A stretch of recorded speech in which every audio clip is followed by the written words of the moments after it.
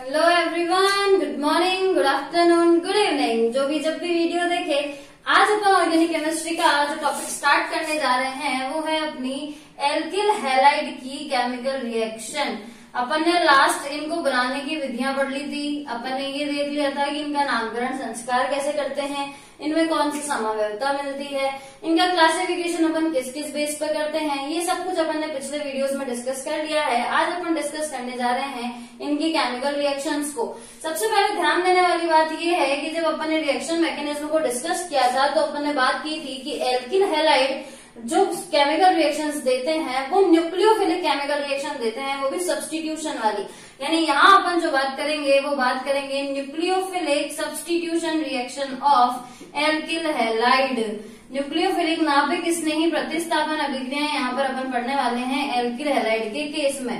पहला सवाल ये आता है कि ये इस टाइप की रिएक्शन को क्यों प्रेफर करते हैं। न्यूक्लियोफिलिक सब्स्टिट्यूशन रिएक्शन को ये इसलिए प्रेफर कर जाते हैं क्योंकि जैसे ही अपने को पता है ये आरएक्स जो बॉन्ड है इसकी बॉन्ड पोलैरिटी इस एक्स की तरफ इलेक्ट्रॉन को लेकर के जाएगी। अगर एक्स की तरफ इलेक्ट्रॉन को लेकर के जाएगी तो इस आर पे यानी कि कार्बन पे पॉजिटिव चार्ज आएगा जिसको इजीली न्यूक्लियोफाइल जो है वो अप्रोच कर सकता है। न्यूक्लियोफाइल अगर इस आपके कार्बन को अप्रोच कर जाएगा तो उस कंडीशन में ये वाला जो एक्स है वो यहाँ से बाहर निकल जाएगा। किया क्या है, एक न्यूक्लियोफाइल की प्रेजेंस में एक्स को अपन ने डिस्प्लेस या सब्स्टिट्यूट ही तो करवाया है, इसीलिए इस टाइप की रिएक्शन को अपन न्यूक्लियोफिलिक सब्स्टिट्यूशन रिएक्शंस कहते हैं। और एल्किल हैलाइड के केस में इसी टाइप की रिएक्शन अपने पास में आती है। इस सब्स्टिट्यूशन रिएक्शन के अलावा एल्किल हैलाइड जो है वो एलिमिनेशन रिएक्शन को भी प्रेफर करते हैं। इन दोनों के अलग अलग मैकेनिज्म अपन डिस्कस करेंगे। उससे पहले आज अपन ये देखेंगे कि कौन कौन सी न्यूक्लियोफिलिक सब्स्टिट्यूशन रिएक्शन जो है वो इन एल्किल हैलाइडों के द्वारा दी जाती है। बात करते हैं अपन पहली रिएक्शन की। तो पहली रिएक्शन के अंदर देखो क्या होता है, अगर अपन किसी भी एक्वस बेस के साथ में जलीय क्षारों के साथ में अगर अपन एल्किल हैलाइड को रिएक्ट करवाते हैं तो उस कंडीशन में क्या होगा, मान लो ये आरएक्स है, ये आपका एक्वस बेस जो मैंने लिया है वो आपका KOH है। KOH हमने यहाँ पे काम में लिया है, NaOH भी अपन ले सकते हैं। एक्वस बेस होना चाहिए, कोई भी जलीय क्षार होना चाहिए। जलीय क्षार के साथ जब अपन रिएक्शन करवाते हैं तो ये KX का मॉलिक्यूल यहाँ से बाहर निकलता है और एल्कोहल आपके पास में बन करके आते हैं। यानी एल्कोहल को बनाने के लिए क्या करना होगा, एल्किल हैलाइडों को एक्वस बेस के साथ रिएक्शन करवाना होगा। सब्स्टिट्यूशन रिएक्शन यहाँ पर होगी, X जो है वो इस OH के द्वारा रिप्लेस कर दिया जाएगा और अपने पास में प्रोडक्ट बन करके आ जाएगा। सोचने लायक बात क्या है यहाँ पर कि रिएक्शन जो है वो SN1 मैकेनिज्म से होगी या SN2 मैकेनिज्म से होगी। तो मैकेनिज्म अपने को पता है, R आ रहा है, कार्बोकैटायन अपने पास बन करके आएगा। तो यहाँ पर अपन कंडीशन लगाएंगे। कार्बोकैटायन अपने को पता है 3 तरीके का हो सकता है, 1 डिग्री हो सकता है, 2 डिग्री हो सकता है, 3 डिग्री हो सकता है। 3 डिग्री कार्बोकैटायन डेफिनेटली SN1 को प्रेफर करेगा, जबकि 1 डिग्री कार्बोकैटायन जो है वो SN2 को प्रेफर करेगा। इस तरीके से केमिकल रिएक्शन यहाँ पर हो जाती है। अब इसका एक एग्जांपल देखते हैं अपन लोग कि मान लो मैंने जो रिएक्शन है वो इस ब्रोमाइड के साथ करवाई है। इस ब्रोमाइड को अगर मैं KOH के साथ में रिएक्ट करवाती हूँ, बेस के साथ में रिएक्ट करवाती हूँ, ये KBr का मॉलिक्यूल बाहर जाएगा और अपने पास में एक सेकेंडरी एल्कोहल का मॉलिक्यूल बन करके आ जाएगा। इस तरीके से रिएक्शन हो सकती है। आप यहाँ पर टर्शरी अल्कोहल भी काम में ले सकते हैं, प्राइमरी अल्कोहल भी काम में ले सकते हैं। करना क्या है, अल्कोहल बनाने की विधियों में जिस टाइप का अल्कोहल आपको बनाना है उसी टाइप का आप एल्किल हैलाइड ले लीजिए। 1 डिग्री लोगे 1 डिग्री बनेगा, द्वितीयक लोगे द्वितीयक बनेगा, टर्शरी लोगे तृतीयक बन जाएगा। जैसा एल्किल हैलाइड वैसा ही अल्कोहल अपने को यहाँ पर एज ए प्रोडक्ट मिल जाएगा। सेकंड रिएक्शन की अपन बात करते हैं। तो देखो सेकेंड वाली रिएक्शन है अपनी रिएक्शन विद एल्कोक्साइड। एल्कोक्साइड अपने कौन से आयन होते हैं, RO, और इनके साथ में अपन कोई भी मेटल यहाँ पे काम में ले रहे हैं, अपन काम में ले रहे हैं सोडियम एल्कोक्साइड को। अगर सोडियम एल्कोक्साइड को अपन एल्किल हैलाइड के साथ रिएक्ट करवाते हैं तो यहाँ से ये X का मॉलिक्यूल और यहाँ से ये Na का मॉलिक्यूल बाहर निकल जाता है और अपने पास में जो कंपाउंड बन के आएगा वो कुछ इस टाइप का होगा। ROR टाइप की बॉन्डिंग रखेगा जिसको अपन ईथर बोलते हैं। यानी अगर अपन एल्कोक्साइडों को एल्किल हैलाइड के साथ रिएक्ट करवाएंगे तो उस कंडीशन के अंदर ईथर बन करके आएगा। इस रिएक्शन का जो नाम है वो होता है आपका Williamson ether synthesis reaction, Williamson ether संश्लेषण अभिक्रिया। इंपॉर्टेंट रिएक्शन है, नेम्ड रिएक्शन है, ध्यान रखना इसको। Williamson ether synthesis reaction, alkoxide के साथ रिएक्ट करवाओ एल्किल हैलाइड को, आपके पास में ईथर बन करके आएंगे। एग्जाम्पल की अगर अपन बात करें इस रिएक्शन के लिए तो मान लो मैंने जो काम में लिया है वो आपका कुछ इस तरीके का आयन है।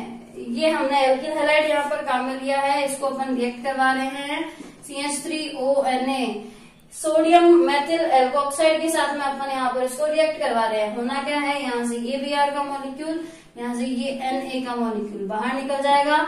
NaBr का मॉलिक्यूल अगर बाहर निकलेगा तो उस कंडीशन में अपने पास में ईथर बन करके आएगा। वो ईथर आपका कुछ इस तरीके की बॉन्डिंग को रखने वाला होगा। नोमेनक्लेचर अपने को इनका आता ही है, अपन इनका नोमेनक्लेचर कर सकते हैं। ये रहा आपका मेथॉक्सी ग्रुप, और कितने पोजीशन पर है ये आपके 2 पे, तो 2 मेथॉक्सी प्रोपेन, इसका यूपीएससी नाम हो जाएगा अपने पास में 2 मेथॉक्सी प्रोपेन। ठीक है, ये अपना इसका हो चुका है यूपीएससी नेम।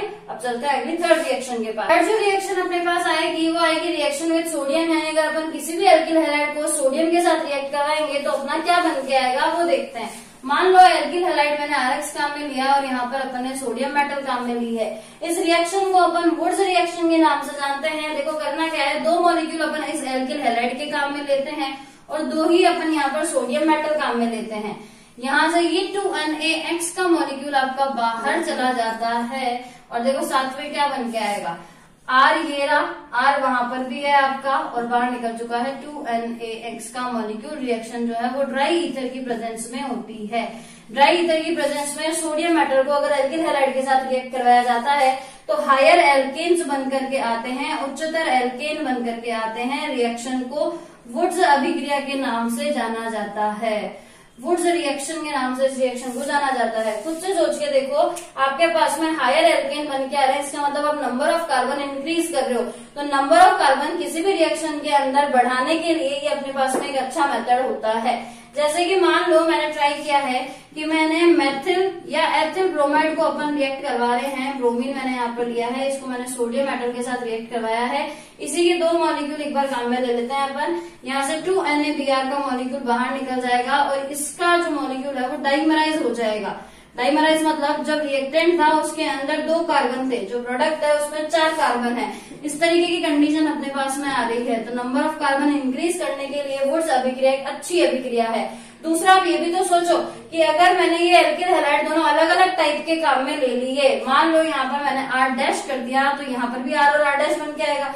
तो नंबर ऑफ कार्बन अपन अपनी इच्छा के अकॉर्डिंग बढ़ा भी सकते हैं। जैसे कि इस बार मैंने इसी मेथिल और एथिल दोनों ब्रोमाइड की रिएक्शन करवा रहे हैं अपन। एक बार ले लिया अपन ने एथिल ब्रोमाइड, एक बार ले लिया अपन ने मेथिल ब्रोमाइड और साथ में वही 2 सोडियम मेटल अपन ने यहाँ पर काम में लिया। 2 मॉलिक्यूल्स ऑफ सोडियम मेटल अपन ने काम में लिया है।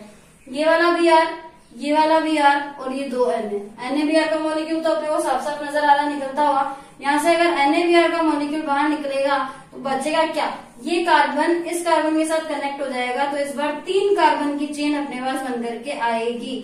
यहाँ अपन ने इसको डाइमराइज किया था क्योंकि अपन ने सेम एल्किल ग्रुप किया था।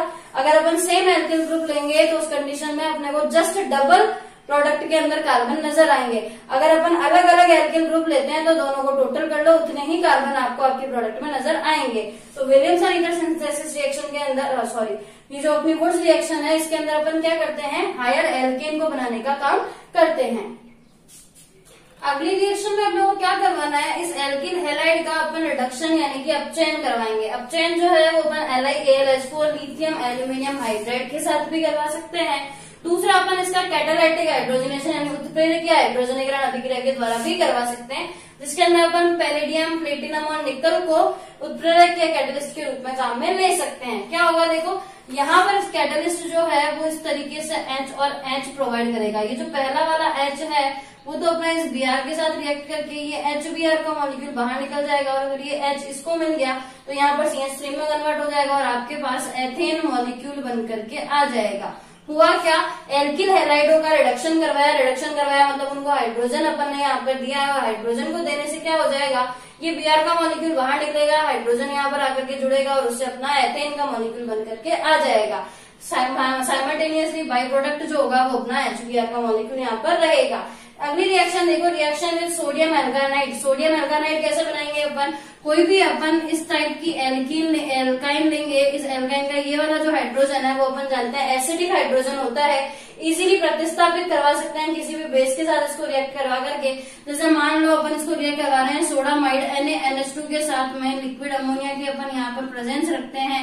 यहाँ से NH3 का मॉलिक्यूल तो हो जाता है बाहर, साथ में आपका ये जो N है वो उस कार्बन पर जाकर के जुड़ जाता है। इस कंडीशन में आपके इस टाइप के कंपाउंड बन के आएंगे जिनको अपन सोडियम एल्काइलाइड बोलते हैं। यही जो मॉलिक्यूल है वो मैंने यहाँ पर काम में लिया है। इसके साथ रिएक्शन करवाएंगे तो साफ नजर आ रहा है कि ये NaBr का मॉलिक्यूल यहाँ से बाहर जाने वाला है। ये NaBr का मॉलिक्यूल बाहर जाएगा, ये कार्बन इस कार्बन से कनेक्टेड हो जाएगा, तो अपने पास में यहाँ देखो 3 कार्बन के आपके पास में एक एल्काइन थी, प्रोडक्ट में जो बन के आ रही है वो एक 5 कार्बन की एल्काइन है। यानी ये वाला जो मेथड है वो हायर एल्काइन उच्चतर एल्काइनों के संश्लेषण में अपने पास काम में आने वाला मेथड है। तो मेथड में अपन क्या करेंगे, जो भी एल्काइन बनानी है उसी के रेस्पेक्टिवली अपन यहाँ पर एल्किल हैलाइड काम में ले लेंगे और उसके हिसाब से अपना प्रोडक्ट बना लेंगे। अगली जो रिएक्शन अपने पास है उसमें अपन सल्फाइड सॉल्ट के साथ में एल्किल हैलाइडों को रिएक्ट करवाने वाले हैं। देखो अपन ने सबसे पहले जो एल्कोहल बनाए थे ना, इसके अंदर अगर अपन ऑक्सीजन की जगह सल्फर को काम में ले तो कंपाउंड्स बदल जाएंगे। जैसे मान लो एल्कोहल था, अगर अपन ने RSH कर दिया तो थायोल हो जाएगा, ROR अपना ईथर था, इसकी जगह अगर अपन ने RSR कर दिया तो यहाँ पर अपना थायो ईथर आ जाएगा। तो कुछ इसी तरीके की सब्स्टिट्यूट अपन यहाँ पर बनाने वाले हैं। देखो कैसे होगा ये, अपन ने लिया है एथिल ब्रोमाइड, इसको अपन रिएक्ट करवा रहे हैं NaOH की जगह पर O की जगह अपन ने रिप्लेस कर दिया सल्फर के साथ में। यहाँ हर एक रिएक्शन में अपन ने ऑक्सीजन को सल्फर के साथ ही रिप्लेस किया है और सल्फाइड सॉल्ट बनाए हैं। रिएक्शन में देखो NaBr का मॉलिक्यूल अपने को साफ नजर आ रहा है बाहर निकलता हुआ। ये NaBr का मॉलिक्यूल अगर बाहर जाएगा तो ये SH के साथ जुड़ जाएगा। OH की जगह पे SH आ गया, OH आता था अपन एल्कोहल बोलते थे, SH आ गया अपन थायोल बोल देंगे। इतना सा डिफरेंस आने वाला है। एस के लिए अपन थायो वर्ड काम में लेते हैं, ये ध्यान रखना। उसके बाद में अगर अपन इसी को रिएक्ट करवाते हैं एल्कोक्साइड, मैंने आपको बताया था RONA अपन ने एल्कोक्साइड बनाया था। इस एल्कोक्साइड के साथ अपन ने RX की रिएक्शन अभी लिखी थी, बस इस बार क्या करा, इस ऑक्सीजन को रिप्लेस करवा दिया सल्फर के साथ में। तो इस बार अपन ने एल्कोक्साइड में सल्फर काम में लिया है ऑक्सीजन की जगह। यहाँ भी अपने को नजर आ रहा है कि ये NaBr का मॉलिक्यूल बाहर जाने वाला है। ये जो C2H5 है वो आपके इस ग्रुप के साथ जुड़ जाएगा। क्योंकि मैंने यहाँ पर R- लिया है, इसका मतलब ये वाला एल्किल ग्रुप एथिल नहीं है। तो इस कंडीशन में नंबर ऑफ कार्बन जितने प्रोडक्ट में, जितने रिएक्टेंट में अपने पास है उससे डबल नहीं मिलेंगे, उससे या तो ज्यादा मिलेंगे या तो कम मिलेंगे, क्योंकि कंडीशन डाली है कि एल्किल ग्रुप सेम नहीं है। तो ये जो कंपाउंड अपने पास बन के आएगा इसको अपन बोल देंगे थायो ईथर। ऑक्सीजन की जगह सल्फर से 2 एल्किल ग्रुप अपन ने बाइंड अप करे हुए हैं, इसीलिए इसको अपन बोल देंगे थायो ईथर। अगली रिएक्शन देखो जिसके अंदर मैंने दोनों एल्किल ग्रुप इस बार सेम काम में ले लिए हैं। C2H5 दोनों तरफ है, अपन ने एथिल ब्रोमाइड को काम में लिया है। यहाँ से ये NaBr का मॉलिक्यूल अपने को बाहर नजर आ रहा है, ये NaBr का मॉलिक्यूल भी बाहर जाएगा, सल्फर दोनों एल्किल ग्रुप से कनेक्ट हो जाएगा और इस बार आपका वापस से थायो ईथर बन के आएगा। बस कंडीशन क्या रही कि ये जो थायो ईथर अपने पास बन करके आ रहा है, ये थायो ईथर अपन ने सेम एल्किल ग्रुप का बनाया है, इसीलिए जो अपना प्रोडक्ट होगा उसमें रिएक्टेंट का just double number of carbon अपने को यहाँ पर देखने को मिलेगा। तो सल्फाइड सॉल्ट में क्या करना है, ऑक्सीजन को रिप्लेस करवा दो सल्फर के साथ में और सल्फर के वही रिएक्शन रिपीट करवा दो जो आपने ऑक्सीजन के साथ में करवाई हुई थी। अगली रिएक्शन को अब अपन देखते हैं। अगली जो रिएक्शन है वो अपनी रिएक्शन विद साइनाइड, यानी कि अगर अपन किसी भी एल्किल हैलाइड को KCN जैसे कंपाउंड के साथ रिएक्ट करवाएंगे तो ये अपना KX का मॉलिक्यूल बाहर निकलेगा और अपने पास में RCN एल्किल साइनाइड यहाँ पर बन करके आएंगे। देखो ये जो अपना बनने वाला प्रोडक्ट है वो बहुत ही ज्यादा इंपॉर्टेंट है, क्योंकि इस RCN एल्किल साइनाइड से ही अपन 3 टाइप के प्रोडक्ट बना सकते हैं। पहला अपन यहाँ पर बना सकते हैं एसिड, दूसरा अपन यहाँ पर बना सकते हैं एमीन, तीसरा अपन यहाँ पर बना सकते हैं एमाइड। ट्रिपल ए अपन यहाँ पर इसी साइनाइड से बना सकते हैं। कैसे, वो देखो, अगर अपन इसका पूर्ण जलावटन करवाएं, कंप्लीट हाइड्रोलाइसिस करवाया जाए, कंप्लीट हाइड्रोलाइसिस करवाया जाएगा तो एसिड बन करके आएगा। और अगर अपन इसका पार्शियल हाइड्रोलाइसिस, आंशिक जलावटन करवाएंगे तो उस कंडीशन में आपका एमाइड बन के आएगा। रिएक्शन के मैकेनिज्म को समझिएगा। ये देखो RC ट्रिपल बॉन्ड N अपन ने इसके ऊपर डाला है पानी। कॉपी लेके पानी मत डाल देना। पानी डालने का तरीका अपने केमिस्ट्री में क्या होता है वो देखो। H और OH का अपने को पता है बॉन्ड पोलैरिटी इस तरफ है। कार्बन नाइट्रोजन में से ज्यादा इलेक्ट्रोनेगेटिव अपना नाइट्रोजन है, यानी इस बॉन्ड के इलेक्ट्रॉन नाइट्रोजन के पास जाने वाले हैं। इस कंडीशन में नाइट्रोजन के ऊपर नेगेटिव चार्ज आएगा, कार्बन के ऊपर पॉजिटिव चार्ज आएगा। इसको इसके ऊपर जोड़ो। जोड़ने पे क्या होने वाला है, इस कार्बन पे OH आएगा, यहाँ भी आपका डबल बॉन्ड है, यहाँ पर आपका H है, यही मॉलिक्यूल बन के आएगा ना। इसके ऊपर फिर से पानी डालो, वापस से अगर अपन इस मॉलिक्यूल के ऊपर पानी डालेंगे तो बॉन्ड पोलैरिटी तो अभी भी वही रहेगी, ये डबल बॉन्ड के इलेक्ट्रॉन यहीं जाने वाले हैं। तो जो इस बार अपने पास कंपाउंड बन के आएगा उसमें एक कार्बन के ऊपर अपने को 2 OH ग्रुप यहाँ पर नजर आएंगे, और एक कार्बन के ऊपर 2 OH ग्रुप स्टेबल नहीं होते हैं, ये H2O का मॉलिक्यूल यहाँ से वापस बाहर निकल जाता है, और जो कंपाउंड बन के अपने पास आता है वो ये एमाइड बन जाता है, RC डबल बॉन्ड NH2। एक कार्बन के ऊपर दोनों OH ग्रुप स्टेबल नहीं है, इस कारण से H2O का मॉलिक्यूल यहाँ से बाहर निकल गया। तो ये हो चुका अपना पार्शियल हाइड्रोलाइसिस, आंशिक जलापटन अपन ने यहाँ पर करवाया, जिसके साथ अपना ये एमाइड वाला प्रोडक्ट बन करके आया है। आगे देखो, इसका अपने को क्या करवाना है, पूर्ण जलापटन। पूर्ण जलापटन में क्या करेंगे, इसके ऊपर और पानी डाल दो, इसके ऊपर अगर अपन ने और पानी डाला तो ये रहा अपना सिंगल बॉन्ड, इसको भी ब्रेक कर दो। इसको ब्रेक करोगे, H इसके पास, OH इसके पास, क्या हो गया, ओवरऑल आपका बन गया acid, RC double bond OH plus NH3। तो ये अपना एसिड का मॉलिक्यूल यहाँ पर बन जाता है पूर्ण जलापटन के साथ में। अब बचा अपना ये एमीन वाला ग्रुप, ये कैसे बनेगा, रिडक्शन करवा दो। इस बार पानी मत डालो, इस बार हाइड्रोजन को डाल दो, रिडक्शन करवा दो। रिडक्शन करवाना है कैसे, RC ट्रिपल बॉन्ड N है, इसका अगर रिडक्शन करवाया जाएगा, एक H इसको, एक H इसको, एक H इसको, एक H इसको, दोनों जो डबल बॉन्ड है, पाई बॉन्ड है, वो अपन यहाँ पर तोड़ देते हैं। तोड़ने से क्या होने वाला है, RCH2 NH2 बन तो गई प्राइमरी एमीन, बन गई ना। रिडक्शन किसकी प्रेजेंस में, भूभ्रांक अपचायक C2H5OH प्लस Na, इसकी प्रेजेंस में रिडक्शन रिएक्शन करवाई जाती है, जिससे अपने पास में एमीन बन करके आती है। यानी अगर अपन KCN के साथ में RX को रिएक्ट करवा रहे हैं तो उस कंडीशन में जो RCN बन के आता है वो एक इम्पोर्टेंट प्रोडक्ट है, क्योंकि उसके हाइड्रोलाइसिस से अपन एसिड भी बना सकते हैं, एमीन भी बना सकते हैं, एमाइड भी बना सकते हैं। अगर एसिड और एमाइड बनाना है तो पानी डाल दो, और अगर एमीन बनानी है तो रिडक्शन करवा दो, ठीक है।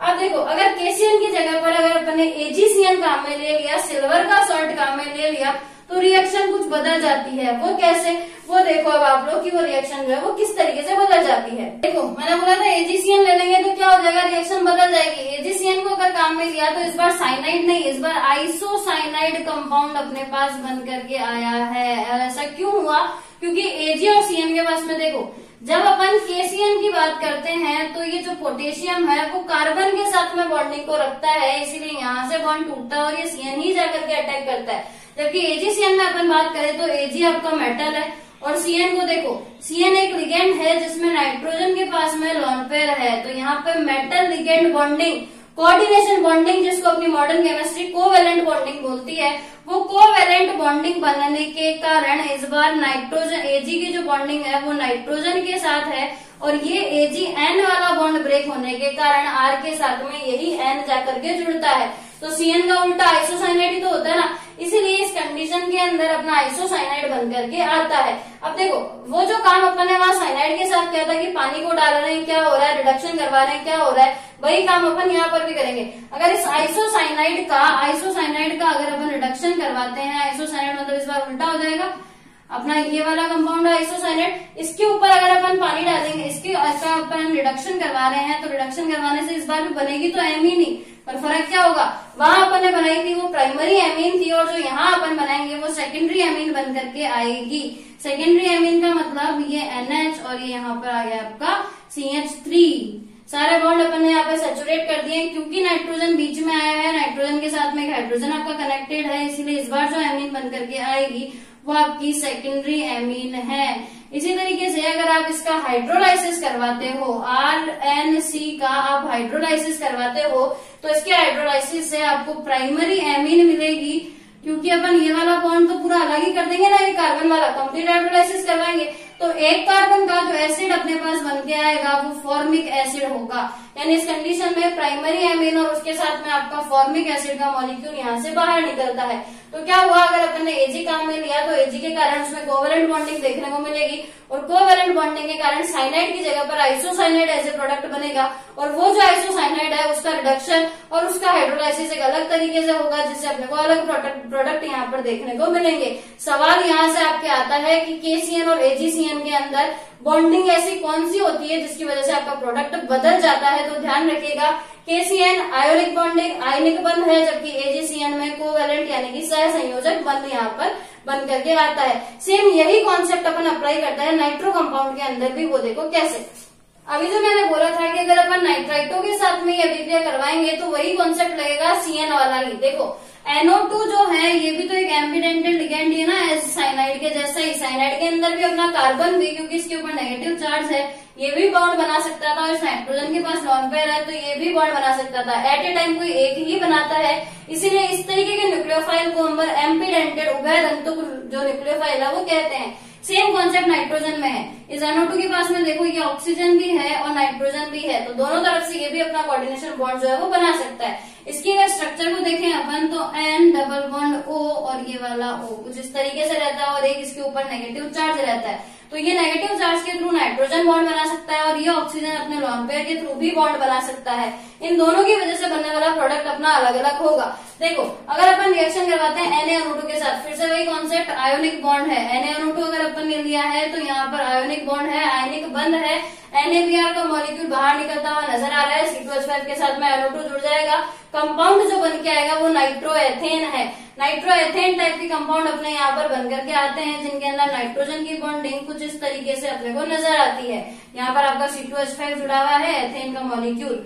इसका उल्टा जब अपन AgNO2 के साथ करवाते हैं तो यहाँ पर कोवेलेंट बॉन्डिंग अपने को नजर आने लग जाती है, सहसंयोजक बंध यहाँ पर नजर आने लगता है।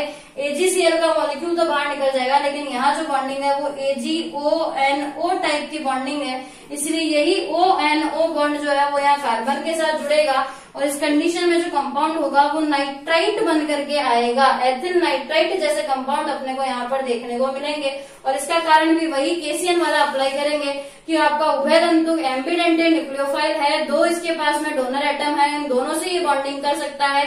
एट ए टाइम वो जिस एटम के साथ बॉन्ड करता है उसी अकॉर्डिंग आपका प्रोडक्ट बनता है, जो डिपेंड करता है उसकी बॉन्डिंग पे कि उसके पास में आयोनिक बंध है या फिर उसके पास में आपका सहसंयोजक बंध है।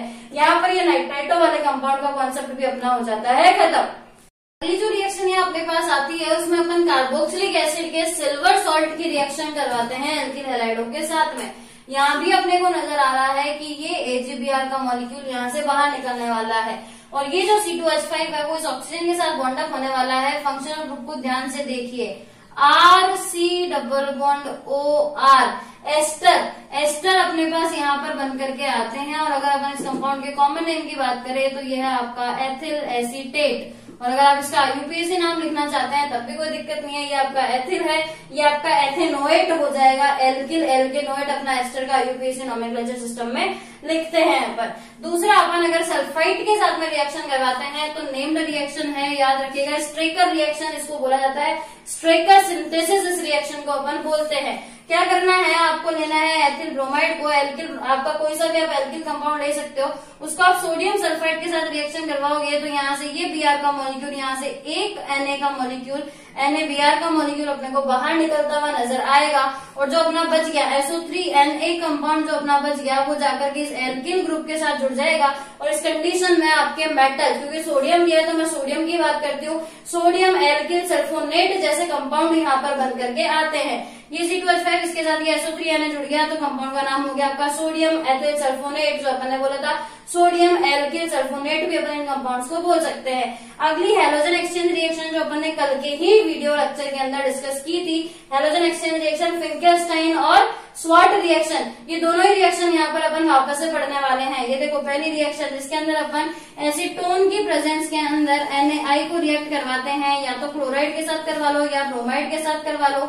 यहाँ से NaCl का मॉलिक्यूल बाहर जा सकता है, यहाँ से KBr का मॉलिक्यूल बाहर जा सकता है, और हैलोजन एक्सचेंज Cl को I से रिप्लेस करवा देंगे, Br को I से रिप्लेस करवा देंगे। ये दोनों रिएक्शन आपके फिंकेलस्टाइन रिएक्शन की कैटेगरी में आती है। और अगर ये अपन फ्लोरीन के साथ करवा देते हैं, अगर अपने को फ्लोरो कंपाउंड बनाना है तो रिएक्शन को स्वाट रिएक्शन बोल देते हैं। स्वाट अभिक्रिया अपने पास में ये नीचे वाली बन करके आती है। हैलोजन एक्सचेंज रिएक्शन कल के लेक्चर में अच्छे से डिस्कस की हुई थी अपनी, इस बार दोबारा इसको डिटेल में अपन नहीं पढ़ रहे हैं। अगली रिएक्शन देखो अगर अपन धातुओं के साथ में एल्किल हैलाइडों को रिएक्ट करवाएंगे तो क्या होगा। यहाँ पर मैंने काम में ली है मैग्नीशियम मेटल। मैग्नीशियम मेटल अपने को पता है बाइवेलेंट होती है, द्विसंयोजी होती है। क्या काम करेगी? बीच में आकर के घुसेगी। कुछ लोगों का काम होता है ना बीच में टांग अड़ाना, मैग्नीशियम भी कुछ वैसा ही है, बीच में टांग अड़ाने का काम है इसका भी। तो अगर ये आकर के बीच में टांग अड़ाएगी तो इस आपके एल्किल ग्रुप और ब्रोमीन के बीच में अपना स्पेस कवर अप कर लेगी, और जो कंपाउंड अपने पास बन के आएगा उसको अगर आप ध्यान से देखो तो वो आपको RMgX टाइप का कंपाउंड नजर आएगा। और इन कंपाउंड को अपन बोलते हैं ग्रिग्नार्ड रिएजेंट, ग्रिग्नार्ड अभिकर्मक इनको बोला जाता है। अगर इसका अपन नाम लिखना चाहें तो देखो एल्किल ग्रुप कौन सा है आपका? एथिल, तो इसका नाम हो जाएगा आपका एथिल मैग्नीशियम। और जो हैलाइड अपन ने काम में लिया है वो कौन है? ब्रोमीन, तो अपन लिख देंगे ब्रोमाइड। एथिल मैग्नीशियम ब्रोमाइड अपना यहाँ पर ये एल्किल ग्रुप जो एल्किल RMgX ग्रिग्नार्ड रिएजेंट है वो बन करके आ रहा है। अगर अपन मैग्नीशियम मेटल की जगह पर इस बार जिंक मेटल को काम में लेते हैं तो क्या होगा? जिंक मेटल जो है वो 2 मॉलिक्यूल ऑफ RX के साथ में रिएक्शन करता है। यहाँ से एक जिंक का मॉलिक्यूल तो ZnBr2 मॉलिक्यूल को लेकर के बाहर हो जाता है, और एक जो Zn आपके पास बच गया वो इन दोनों एल्किल ग्रुप से कनेक्ट होकर के ये कंपाउंड बनाता है। इसको भी अगर आप ध्यान से देखो तो ये RZnR यानी कि R2Zn टाइप का कंपाउंड है, जिसको अपन फ्रैंकलैंड रिएजेंट बोलते हैं। जिंक का जो अपना कंपाउंड है डाई एल्किल जिंक, ये अपना फ्रैंकलैंड रिएजेंट कहलाता है। अगर आप इसका नाम लिखना चाहो तो देखो डाई एल्किल कौन है? एथिल, तो इस कंडीशन में अपन इसको बोल देंगे डाई एथिल जिंक। ये आपका फ्रैंकलैंड रिएजेंट यहाँ पर बन करके आएगा। अब अगर अपन जिंक मेटल की जगह पर लिथियम मेटल को काम में ले लेते हैं तो इस बार क्या होगा? एक LiBr का मॉलिक्यूल तो बाहर हो जाएगा, और एक जो Li जुड़ेगा वो आपका कार्बन के साथ में कनेक्ट हो जाएगा। और जो रिएजेंट आपके पास इस बार बन करके आ रहा है इसका पहले नाम लिख लेते हैं एथिल लिथियम। एथिल लिथियम अपने पास यहाँ कंपाउंड बन के आ रहा है। इसकी रिएक्टिविटी इस ग्रिग्नार्ड रिएजेंट से भी ज्यादा होती है, इसीलिए लिथियम के कार्बोमेटेलिक कंपाउंड को अपन बोलते हैं super Grignard reagent. Super Grignard अभिकर्मक इनको बोला जाता है, सुपर ग्रिग्नार्ड रिएजेंट। अब इसकी जगह अपन इस बार क्या कर रहे हैं? एक मिश्र मेटल काम में ले रहे हैं। इस बार अपन एक मिश्र धातु को काम में ले रहे हैं जो कि सोडियम और लेड की बनी हुई मिश्र धातु है। केवल धातु काम में ना लेकर के इस बार अपन एक मिश्र धातु काम में ले रहे हैं जो कि सोडियम और लेड से बनी हुई है। ये जो मिश्र धातु है, ये मिश्र धातु जब आपकी इस RCl के साथ में रिएक्ट करती है तो आपके पास में टेट्रा एथिल लेड, क्योंकि मैंने एल्किल कंपाउंड यहाँ पर एथिल लिया है इसलिए मैं इसको एथिल बोल रही हूँ, टेट्रा एथिल लेड टाइप के कंपाउंड आपके यहाँ पर बन करके आते हैं। इन सब में आप एक कॉमन चीज देखो, आपको मेटल के साथ में कार्बन की बॉन्डिंग नजर आएगी, यानी कि सबके सब आपके ऑर्गेनोमेटेलिक कंपाउंड्स हैं। और ऑर्गेनोमेटेलिक कंपाउंड्स अपने ऑर्गेनिक सिंथेसिस के पर्पज से बहुत ही इंपॉर्टेंट कंपाउंड होते हैं, क्योंकि इनमें ये मेटल जो है वो इस कार्बन के ऊपर नेगेटिव चार्ज को ले आती है। और कार्बन पे नेगेटिव चार्ज आना केवल ऑर्गेनोमेटेलिक कंपाउंड्स में ही पॉसिबल हो पाता है, जो कि अपने ऑर्गेनिक सिंथेसिस में बहुत ही इंपॉर्टेंट रिएजेंट यहाँ पर साबित होते हैं। इन सब रिएजेंट के कॉमन नेम ध्यान रखिएगा। RMgX है ग्रिग्नार्ड रिएजेंट, अगर Zn का आ रहा है R2Zn तो फ्रैंकलैंड रिएजेंट, अगर Li आ रहा है तो आपका सुपर ग्रिग्नार्ड रिएजेंट यहाँ पर बन करके आएगा। लास्ट अपन जो रिएक्शन देख रहे हैं वो अमोनिया के साथ में रिएक्शन। अगर अपन एल्किल हैलाइडो को अमोनिया के साथ रिएक्ट करवाते हैं तो यहाँ पर अपने को एमीन का मिक्सचर्स देखने को मिलता है। वो कैसे होता है वो देखो, RCl को अपन रिएक्ट करवा रहे हैं अमोनिया के साथ में। अगर अमोनिया के साथ इसको रिएक्ट करवाएंगे, ये HCl का मॉलिक्यूल यहाँ से बाहर जाएगा और RNH2 यानी कि अपनी प्राइमरी एमीन इस कंडीशन में यहाँ पर बन करके आएगी। प्राथमिक एमीन अपने यहाँ पर बन चुकी है। इस प्राथमिक एमीन को अगर अपन फिर से रिएक्ट करवाते हैं इसी RCl के साथ में तो क्या होगा? यहाँ पर इस बार इस RCl के साथ में अपन ने प्राइमरी एमीन को रिएक्ट करवाया है, अमोनिया अपन ने आधिक्य में रखा है, यहाँ पर एक्सेस अमाउंट के अंदर अपन ने अमोनिया को रखा है, तो इस बार आपको सेकेंडरी एमीन यहाँ पर देखने को मिलेगी। और साथ में NH4Cl का मॉलिक्यूल बनेगा। ये NH4Cl का मॉलिक्यूल कैसे बना देखो, यहाँ से ये Cl था, यहाँ से H निकला था, HCl का मॉलिक्यूल और NH3 दोनों ने रिएक्ट करके NH4Cl मॉलिक्यूल आपका बनाया है, क्योंकि वो एक एसिड और एक बेस है। एसिड बेस रिएक्शन से एक सॉल्ट बन गया। ये अमोनिया आपका बेस है, HCl आपका एसिड है और एसिड बेस्ड रिएक्शन से ही आपका ये सॉल्ट यहाँ पर बन करके आया है। या यूं कह दे कि इसके पास में इसका लोन पेयर है, ये लोन पेयर इसने HCl को दिया है, कोऑर्डिनेशन बॉन्ड बनाया है, कारण उसका ऑक्टेट इनकम्प्लीट है। देखो अगला, अगर अपन ये जो सेकेंडरी एमीन बन करके आई है इस पर फिर से इसी एल्किल क्लोराइड का अपन रिएक्ट करवाएंगे तो ये सेकेंडरी एमीन टर्शरी एमीन के अंदर कन्वर्ट हो जाएगी। बाकी स्टेप अभी वही के वही है। NH4Cl का मॉलिक्यूल सेम वे के अंदर अपन ने बाहर निकाला है। टर्शरी एमीन बनने के बाद भी अगर अपन इस पर RX को अटैक करवाते हैं तो उस कंडीशन में आपके क्वाटरनरी अमोनियम सॉल्ट बन करके आएंगे। क्वाटरनरी अमोनियम सॉल्ट, चतुष्क अमोनियम लवण आपके पास यहाँ पर बन करके आएंगे। ये अमोनियम सॉल्ट का बनना इस रिएक्शन के अंदर इम्पोर्टेंट पार्ट है। यानी अगर अपन अमोनिया के साथ RX को रिएक्ट करवा रहे हैं, जहां अपन ने अमोनिया को भी एक्सेस अमाउंट में लिया है, HCl को भी एक्सेस अमाउंट में लिया है, तो बार बार जो एमीन अपने पास बन करके आएगी उस पर वापस से रिएक्शन होगी और प्रोडक्ट के अंदर रिएक्शन का अपने पास ढेर सारा प्रोडक्ट का मिक्सचर देखने को मिलेगा, जिसमें primary amine, secondary amine, tertiary amine और क्वाटरनरी अमोनियम सॉल्ट चारों चीजें अपने पास बन करके आएगी। इसी के साथ अपनी nucleophilic substitution reaction of alkyl हैलाइडों की नाभिक स्नेही प्रतिस्थापन अभिक्रिया यहाँ पर खत्म हो जाती है। कल के लेक्चर में अपन इनकी केमिकल प्रॉपर्टीज यानी कि जो जनरल इनकी रिएक्शंस है, एलिमिनेशन और सब्स्टिट्यूशन रिएक्शन के मैकेनिज्म को समझने वाले हैं। साथ ही अपन इनकी फिजिकल प्रॉपर्टी को भी पढ़ने वाले हैं। तब तक के लिए अगर आपने वीडियो को सब्सक्राइब नहीं किया है, मेरे चैनल को सब्सक्राइब नहीं किया है, तो चैनल को कीजिएगा सब्सक्राइब, वीडियो को कीजिए like, share and comment and yes keep study.